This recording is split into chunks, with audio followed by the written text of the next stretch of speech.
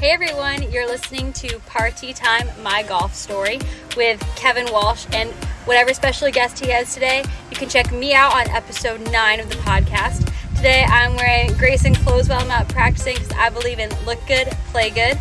And follow me on Instagram, Sophia Warren Golf, and hope you enjoy the rest of the show. It's Party Time, My Golf Story, brought to you by Party Drinks. Classically designed golf drinks for golfers by golfers. And the golf real estate pros Gene Walsh and Vince Vizzacaro. For your Southwest Florida real estate needs, check them out at suncoastdreams.com. Now here's your host, Kevin Walsh. Hey, everybody. Welcome to the show. I'm really excited about today's guest. It's World Golf Hall of Famer. The second one we've had on Party Time, My Golf Story. Hollis Stacy is our guest. Now, I know the majority of our viewers and listeners are in the greater Sarasota area, and Hollis is one of us. She lives in the backyard, plays a lot of golf here. On the men from something, we'll get into that in just a moment. But you remember a great LPGA career, 3 U.S. Opens, 3 straight U.S. Junior Girls Championships, 18 victories on the LPGA Tour, just a stalwart for quite some time, and still playing some pretty good golf, but on the shelf. And we'll get into that in just a minute. Hollis Stacy is our guest. Before we go any further, if you're not a subscriber to the podcast, would you please subscribe? That's important to the algorithms with YouTube, with Spotify, with Apple, and also with our sponsors. It makes a world of difference. And leave comments as well. I would imagine after today's conversation, a lot of people say, "Oh, I know Hollis from here," and share a story. It'd be fantastic. All right, so do that. Big thanks to our title sponsor, Party Drinks. If you're looking for an alternative drink on the golf course and you're tired of beer, you're tired of whatever it is that you're drinking, a hard seltzer, and try something that is really built for you.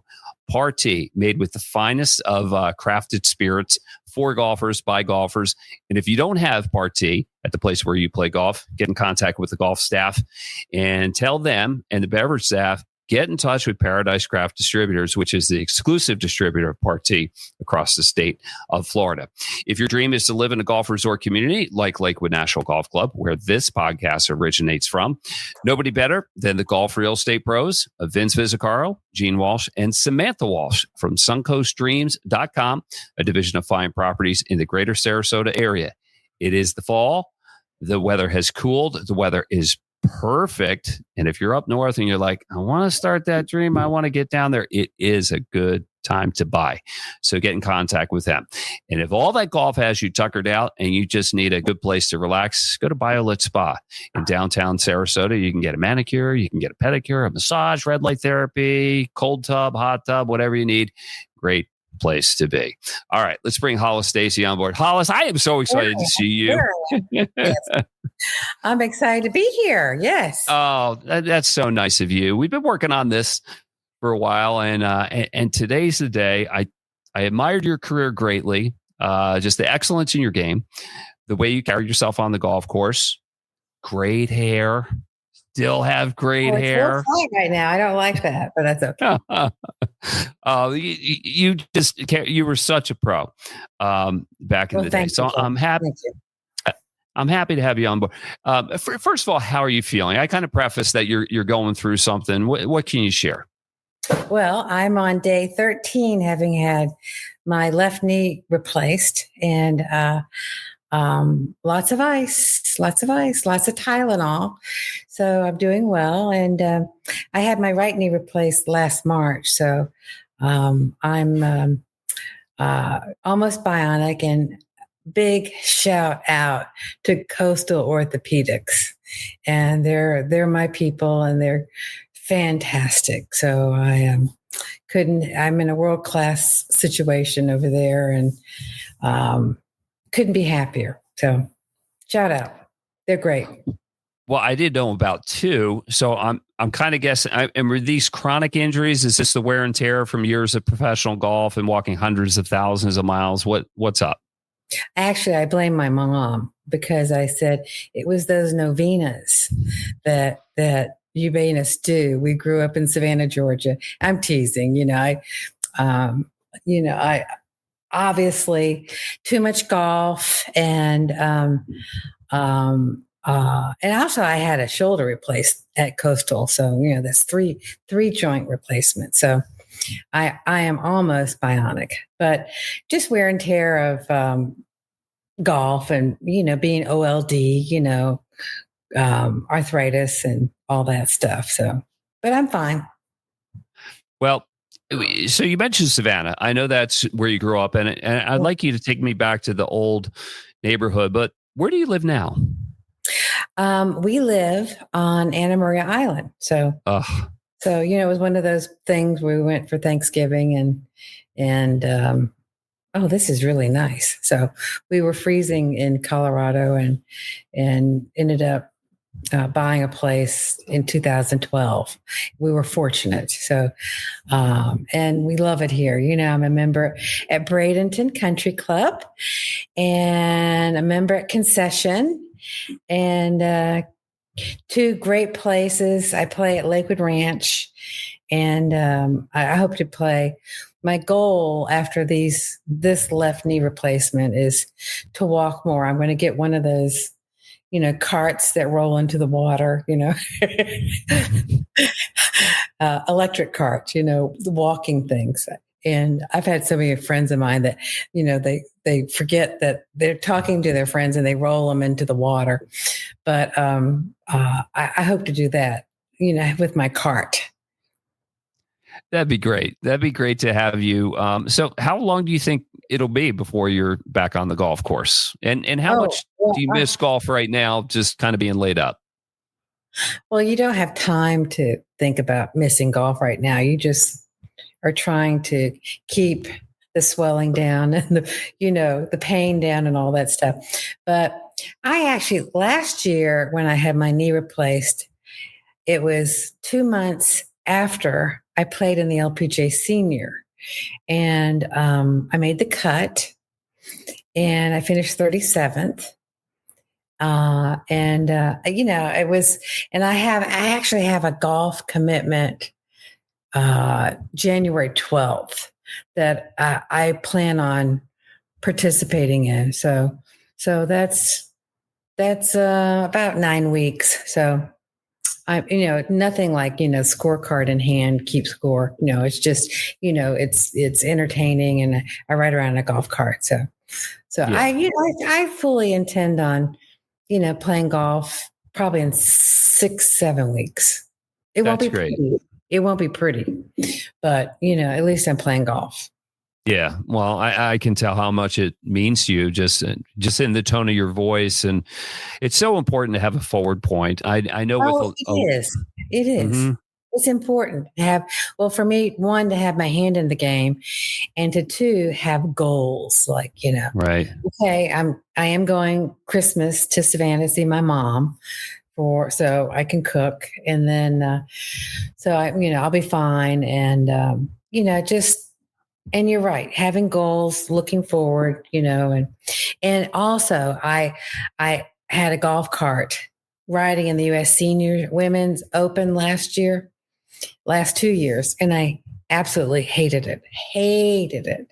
So my goal is, walking is just a real important part of championship golf, and I want to be able to walk the entire tournament, and because you make your 3-putt and you go, how are you going to blow off steam after your 3-putt? You can't drive up and forget about it. You got to walk, and let the fumes die out, and so yeah, you know how it is. So I do. I love connecting with the ground. There's something missing in golf carts. I understand their purpose. I understand it's a big source of revenue for golf courses, and I do get that. But I just feel totally different. Like I'm really immersed in my own game and with nature when I'm walking, or even when I'm carrying bags as a caddy. It just feels different to me. Right. Am I singing your tune? Do you have a cart, an electric cart, like the one that like a pull cart that's electric? That's what I'm No, I know what you're talking about. Like the one that you can kind of like sort of hit a button and it still goes like about, you want, well, make sure you like practice with that a little. So you're electric cart doesn't end up in the drink like your friends have. Although That's right. maybe that'd be kind of funny. I mean, it It was funny when it happened to them, wasn't it? Or not really? I don't know. They just bought another one. I laughed. I was appalled. I'm like, oh my God, $1,700. I don't think so. Oh, okay. That would make me mad. Okay, so No, I would be more careful, and I know not to get the remote. Don't get the remote because the remote, you put it in your pocket and then it's still going. So, the one that's manual that you can push. oh, you just push it, self-propelled. Yeah, perfect, perfect. Just make sure you put the brake on it because if it's downhill, those things I run. do know. Oh, Yes. Yeah. I've seen that before. Hollis Yeah. Stacy is our guest here on Party Time. She is a World Golf Hall of Famer, 18-time winner on the LPGA Tour, 3 U.S. Opens, 4 majors, 3 straight girls U.S. Junior Championships. Take me back. You mentioned Savannah. You're going back to see your mom. You come from a big family. How many children? 10 of us. There were 10 of us. What was that like? It was complete chaos. And I attribute my success to being able to handle the chaos of life, growing up in Savannah, Georgia with my siblings and my parents, being able to handle stress and whatever happens, on the golf course. I may pretty much maintain a pretty easygoing. I can ignite though sometimes, but I have an easygoing attitude. And, if I 3-putt, I try to, I'll just birdie the next hole. So there. So, I had a great life with my family in Savannah, and I talked to at least 2 siblings a day, so I talk to my mom every day, which is a gift. She's 97 years old. So she's, we're lucky. We're lucky. We had that long gene in our family. So, she's a character. She was, a big supporter of me with my golf as well as my other siblings. But, she ended up being a USGA junior girls official. So she was funny. One time she told me this story. I won't reveal the names of these girls. We laugh, but she said, there was these 2 little girls in the elevator with me, and they said, "Can you believe we got in? We lied about our handicaps." And my mom was an official. So we, I remind my friends of that story, and they laugh, and my mom just kind of rolled her eyes and just said, "Oh Lordy, what? Oh, listen to these girls. Do they realize what they're doing?" But my mom was cool about it. She didn't blow the whistle on them. So, how did golf enter the picture with 10 children? I would imagine your parents' time was limited, just managing all your lives, and golf's a big commitment. Well, as we know, it's not cheap. My dad was amazing. My dad, he loved golf. And so he loved golf. He was a great athlete. And he, before he went to World War II, that's all he did. He played golf with his buddies. And then he came back from World War II, and he'd gotten shot in his upper thigh. And so lower back, upper thigh. And so the only thing he could do is play golf. So he basically played golf, and he gave us that bug, and we ended up liking it. And I grew up between 2 boys, and they just glistened with sweat.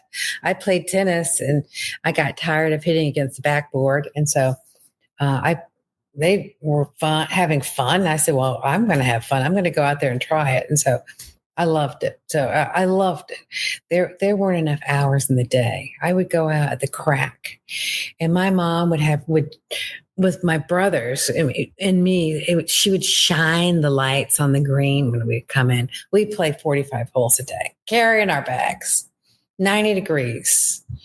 heat stroke. I mean, it was mosquitoes. We just played golf and played golf and played golf. I got the bug when I was about 10. So, and I play with my brothers and his friends. I played. There were no girls that played golf, so I played with the boys. So, what was that like? Do you think it was?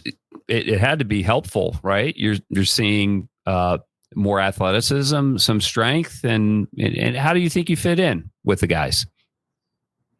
Well, I didn't think I was different, so I just played golf. We just, we were just playing golf, and I mean, I was, 11, 12, 13. So, we all were trying to shoot our best score. And, I teed off the red tees. They teed off the blue tees. So that was the only difference. But, we added up our score and paid our debts, a quarter, something like that, Coke and crackers, sign our parents' name. So, but, there's no difference. We all loved it. It was just a great way for me and for my siblings to be raised. You're kind of telling my story because we lived about 2 miles away from the club that my family, we were members at Huntington Valley Country Club in suburban Philadelphia. And I would leave very early in the morning before 7 o'clock. And in the summer, it wouldn't get dark till 9 o'clock. I'd be there all day. And my mother would worry. And my father said, we know where he is. It's a good environment. They're good people at a golf course. There are much worse places a 14-year-old can be. Yeah, I know. And that's kind of sounds like your life, right? Oh yeah, absolutely. Yeah. When did you know you were good, Hollis? Did you get good quickly? I won when I was 13 years old. I won the Savannah Women's Golf Association, and I beat a family friend, Mrs. Dunn. So, Polly Dunn. I call her Polly now, but I played. I think I was shooting like in the mid 70s when I was 13. So, I was pretty good. So, nowadays, 13, the kids are, oh man, they're like shooting in the 60s. Oh yes. Well, I mean, look at like Morgan Pressel and Michelle Wee qualifying for the USA. Oh, I know. It's different game. Different swings, different equipment. They have pros. The kids have pros, and they have their mental coaches, and they're given free equipment and free golf balls, and it's fine. I think it's great. I think it's it's changed so much for the better for these kids. That now they're able to play golf courses. We were kind of relegated. We could only play certain times, after 3 o'clock. So most of the time. Right. So you had great success. You won 3 straight U.S. juniors. I would imagine you could have gone anywhere you wanted to in college. You ended up at Rollins College. Why there? Yeah. What a great school. I have my oldest friends. In fact, my sorority sister, one of my closest friends, she sent me a little care package, chicken noodle soup. And because she knew I went through this knee replacement. So I've had friends, my oldest friends come from Rollins. It's a great school in Winter Park. So when I went to school there was only 125,000 people in Orlando. That's it. Now, do we ever want to drive through Orlando? No. No. Oh my God. I-4 is just, no. I mean, I would rather ride a bike around. I know.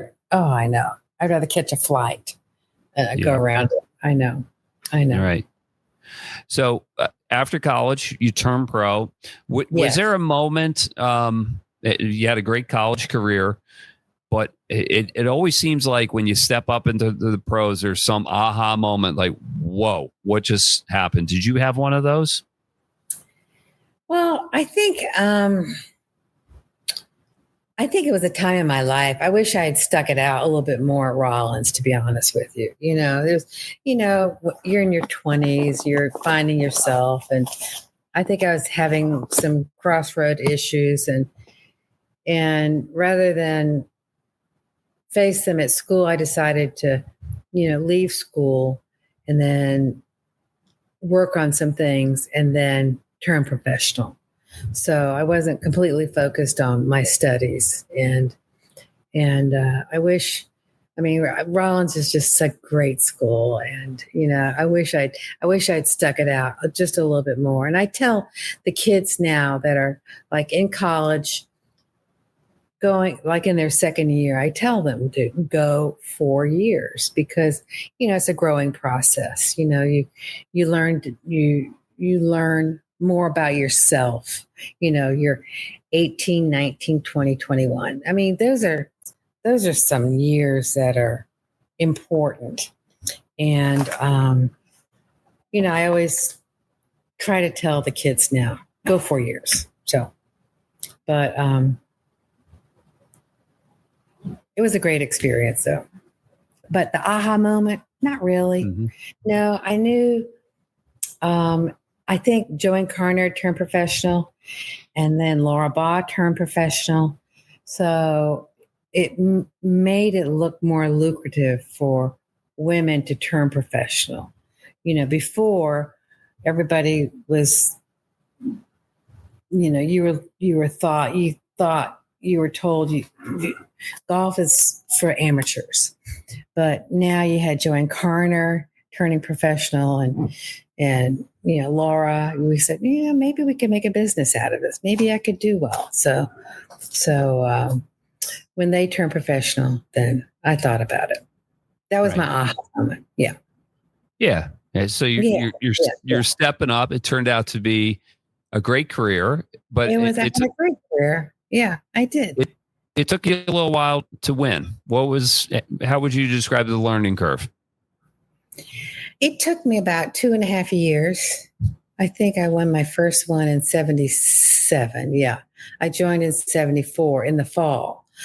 It just is, a big learning, like the golf courses, learning how to get from point A to point B, caddy, the whole situation is pretty complex, and then you have to worry about getting the ball in the hole.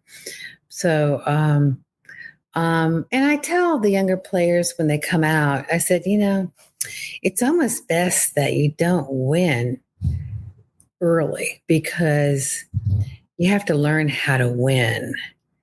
You can't back into a win. You have to learn how, and by learning how to win, you have to fall flat on your face. And it's, it's a learning process. And if you learn a little slower, then I think your chances of having a better career are good if you learn slow. Yeah, I got you. So you mentioned Joanne Carner, Big Mama, loved her. Any good Big Mama stories for me? Oh no, I do. Well, I mean, we're good friends. I'm in touch with her, a lot. And we played about 3 years ago. We were at Pebble Beach for the U.S. Women's Open, and we played Monterey Peninsula. She and her sister and Dorothy, my wife, we played. And so we came back and she goes, someone took my sandwich. So I'm, oh man. Of course, she had a great sandwich. I'm sure she did. So I said, Joanne, I'm going to send you one. So I sent her one of mine. And so I hadn't heard from her. And we all got back home and I hadn't heard from her. And I said, oh, she must hate the wedge. And I said, she played with a wedge with 110 gram shaft, like we did in the old days. And that's heavy. So I had my shaft is a steel shaft, but it's 85 grams. So I said, Joanne, I think you might like it. I think. And then I'm crossing my fingers. I hadn't talked to her in a month. And I said, did you get that wedge by any chance? And she goes, Hollis, I love the wedge. So I'm like, and she's very, she's got a great short game. And you're like, oh God, I hope she likes it. That's good. That's cool. It's not coming back. Oh, no. She loved it. But, she's such a great competitor, just hates to lose.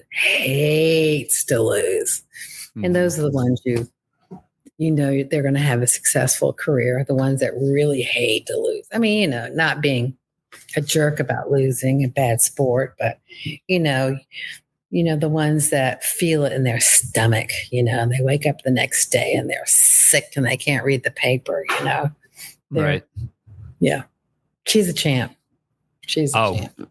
Indeed she is. How were you received by your contemporaries when you came out? Was it a helpful experience? Was there intimidation factors going on? I'm always curious about that because they were wonderful. They were wonderful. They were there was no intimidation. No, they were just very helpful and really cool. Kathy Whitworth was wonderful, helpful. And Sandra Palmer, she was funny. I played practice round with her, and she would say, if you're going to lay up. Like, she sees so many rookies lay up into the hazard. And so she just, they were all helpful, where to stay, where to eat. Donna Capone was like a mother, a big sister. She gets mad when I say a mother. No, big sister. Yeah. And Sandra Post was great. Jane Blaylock was great. Just great friends, lifelong friends. And, I stay in close contact with mostly all of them. So, I think that's how the tour was with me. And I think, maybe it's gotten a little more business-like with modern tour, maybe. Well, did it feel like you were all in it together? Obviously, you were trying to beat each other, but did it kind of have like that family feel like the old PGA Tour did, where? Oh, absolutely. Yeah. Okay. Yeah. We had very close. In fact, when players' parents would come, or siblings or relatives or whatever, I remember one time Betsy King's mom was at the gate, no ticket for her. And I went, and she was trying to tell, I am Betsy King's mother. And then I said, oh no, she is my mother. And I need a ticket for her. So anyway, we always, take care of each other's, parents, siblings. Nancy Lopez's parents were great. They were just cute as hell. Domingo, I don't remember her mother's name. Her mother died probably like 2 years after Nancy had been on tour. So I don't remember. I'd seen her in many tournaments, but just we loved when Domingo would come out and he would say Nancy, call her Nancy. So he was adorable. So, Are you close with Nancy? Nancy and I are good buds. I mean, we see each other and we laugh but we're not we're not real close, but we talk probably about 3 times a year. Yeah. Oh, that's great. Did you ever hate golf? Absolutely. Okay, I want to hear it. What happened? Because I think that's true of all competitive golfers. At some point, I think it's just the burnout. When you're really tired, and that happens. And I think the players now, they have to really kind of stand back, and it's the pressure, the demands of golf really get on top of you like a 900-pound gorilla. And, sometimes you just can't cope. You just have to step away and get your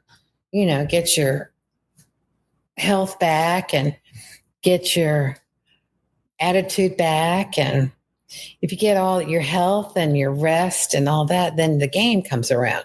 Then, if you have a bad attitude, then the game goes to pot. And it's just, I've been there, there more than once.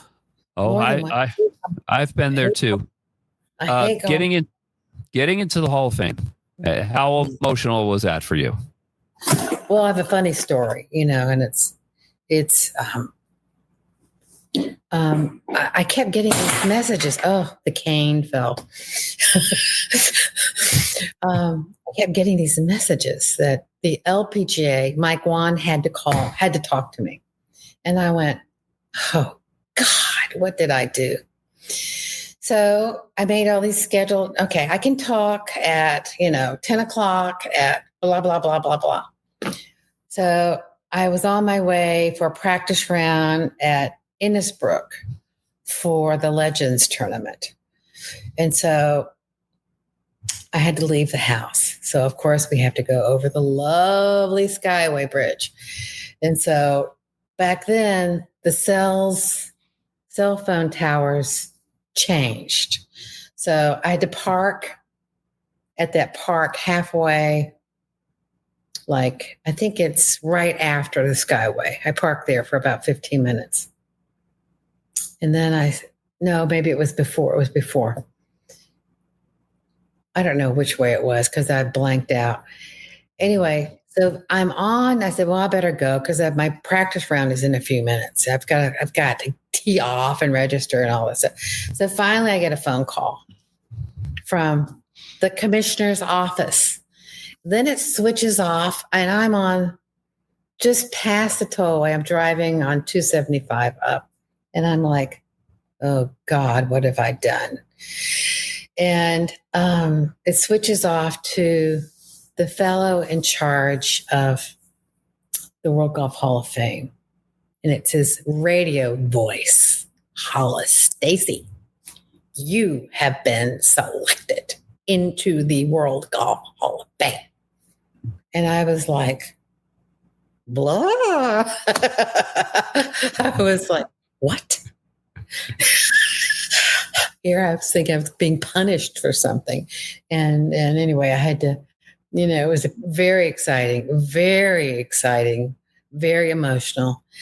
And just, I had no idea. They got me good. So in my excitement, I'm trying to call my mom. And this was the day. She's in church all day. She,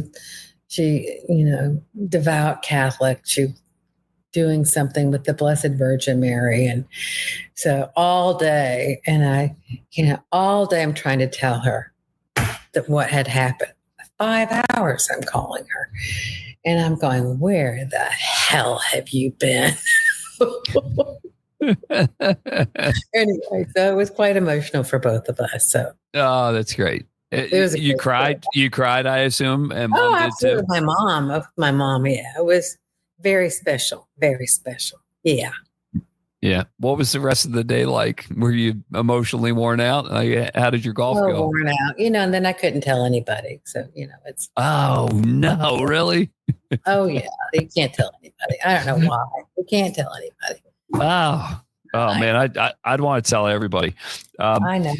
So we're getting to the end here, Hollis. Just tell me how much golf has meant to you in your life. Just how important a role it's played. Oh, golf has been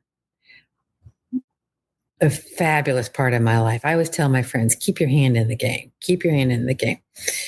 Just the other day, I was talking to Sally Little in South Africa, and she is helping little girls that are, living in those shacks, get out of their situation through golf. And a friend of mine is sponsoring 2 of her little girls to go to one of the best schools in South Africa. So I mean, to me, it's heartwarming. I'm involved with several, charities, and it's just heartwarming to help people, to connect people. And I've been able to connect people through golf and managed to know some wonderful people. And to meet them and have lifelong friends. It's been a great, great life, having golf in my life. So, and that's why one of the reasons why I wanted to get my knee fixed, because, it's the quality of life. I want to play more golf, walk more, teach, travel. So, it's, I love life, and golf has been great. Golf just adds so much more to life, I think. And doesn't it? It really does. It really does. Well, everything I have in my life, there's a golf connection. So if we subtracted golf from the equation, I don't know what. We would be bored. I know we'd be bored. Probably. I mean, I wouldn't have the friends that I have because golf was the vehicle to the friendships and ultimately everything. Last question here, Hollis. Yes. You've played in a million pro-ams. All right. So you've seen a million golf swings. Maybe if you could share a funny pro-am story. And then on the back end of that, if you had one tip that you could give to all your pro-am partners, maybe you've done it before, that would just help anybody, what would it be? Okay. Well, the tip, I play with some really interesting people. I played with Alan Shepard once, and that was fun. I had a caddy one time. She was the assistant to Werner von Braun. That was interesting. I played with Gerald Ford. He was a great guy. Charles Schultz was just a wonderful, a great guy, wonderful human being. He missed a putt one time. Oh God, that was so loosey. He goes, I know it. But a tip. I would, just basic. So I told this person one time, she says, that's the worst tip I've ever heard. Grips, grips. I pick up people's grips and they're so hard. Just make sure your grips, you wash them every time you play golf with hot water, just to get the oils off from the sunscreen that we slathered on our face. It goes onto the grip. If you could do that before you tee off, and that's one tip. Mechanically with the swing, I just, I would, work on creating a better grip too, a physical grip, and make sure your ball position is always off the left heel, always off the left heel. Mm-hmm. So that's it. Minor stuff, minor. We could go into thousands, but it all starts with grip and ball position, but the grip's got to be, it can't be like hard. No, it's got to be tacky. Right? Absolutely. Just general maintenance, scrub your grips down, hot water, a little bit of soap. No soap. Oh, yeah. What? No soap. No soap. Just hot water? Yes, soap attracts dirt. Just hot water. I didn't know that. Hot water and a nice rough towel, right? Hot water. Yes, that's it. Okay. I learned something there. I knew I was going to learn something. I didn't know it was going to be about taking care of my grips and the maintenance, but it's just hot water. Okay. No, the soap attracts dirt. I didn't know that. I thought I was cleaning off the dirt, but now I know. I'm going to take it from you. You're a Hall of Famer. If you say it, it's the gospel, and I'm going to go clean the grips right now. Hollis, I wish you a speedy recovery. Thank you very much. I really appreciate you. This has been I hope to bump into you at Lakewood Ranch. So Well, you can So, bump into me there. I caddy over a concession from time to time. So maybe I'll look for you there. I'll look for you there. Yeah. Yeah, or come on over to my place, Lakewood National Golf Club, and we'll play some golf when you're on the mend. All right, work for you? It's a pleasure talking to you. You too. Hollis Stacy has been our guest here, 18-time winner on the LPGA Tour, World Golf Hall of Famer, winner 18 times on tour, 3 U.S. Opens, and just a delight to talk to. Big thanks to our title sponsor, Party Drinks. If you're looking for a drink alternative on the golf course, try Party. If golf real estate purchases are in your future, nobody better than the Golf Real Estate Pros, Vince Visicaro, Gene Walsh, and Samantha Walsh from SuncoastDreams.com, a division of fine properties in Sarasota. And if all that golf has got you tired out, check out BioLit Spa in downtown Sarasota. For Hollis Stacy, I'm Kevin Walsh. We'll see you again next time on Party Time, My Golf Story. Bye-bye. You've been listening to It's Party Time, My Golf Story, brought to you by Party Drinks. Classically designed golf drinks for golfers by golfers, and the golf real estate pros Gene Walsh and Vince Visicaro. For your Southwest Florida real estate needs, check them out at suncoastdreams.com or call 941-220-4000.